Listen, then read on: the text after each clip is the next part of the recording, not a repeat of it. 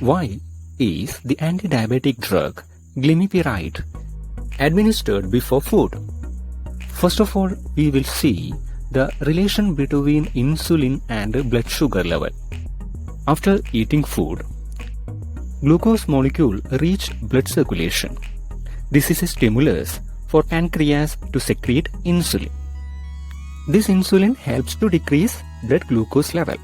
Generally, after eating, glucose level starts to rise, but by the action of insulin, it will be under control within 2 hours. That is, glucose level reaches normal by the action of insulin. Now, what is the problem in type 2 diabetes mellitus? Here, the insulin secretion is inadequate. For any person, after eating, the blood sugar level begins to rise within 15 to 30 minutes. At that time, insulin secretion should be stimulated. But for a diabetes patient, it is not possible because their insulin secretion is inadequate. Here comes the role of Glimepiride. What is the mechanism of action of Glimepiride? It is an insulin secretagogue. That means Glimepiride can stimulate insulin release by acting on beta cells of pancreas. Any compound which can increase the insulin secretion from beta cells can be called as insulin secretagogue. Now the question is whether Glimepiride can increase the insulin secretion rapidly after the administration? The answer is no. After administration, Glimepiride should reach the blood circulation. This process is known as absorption. Absorption of Glimepiride takes some time. Specifically speaking, significant absorption of Glimepiride takes about an hour. That is, almost 1 hour is needed for significant amount of Glimepiride to reach the blood circulation.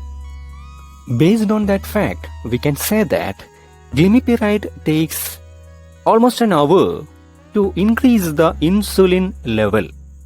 This 1 hour is the time needed for Glimepiride to reach the blood circulation and then to the beta cell where it should act and start promoting insulin release. Now, what is the advantage if Glimepiride is given 30 minutes before meals? By this method, Glimepiride gets adequate time to start insulin release. Now, we will see how it happens. After administering Glimepiride through oral route, just wait for 30 minutes. Then patient takes the meals.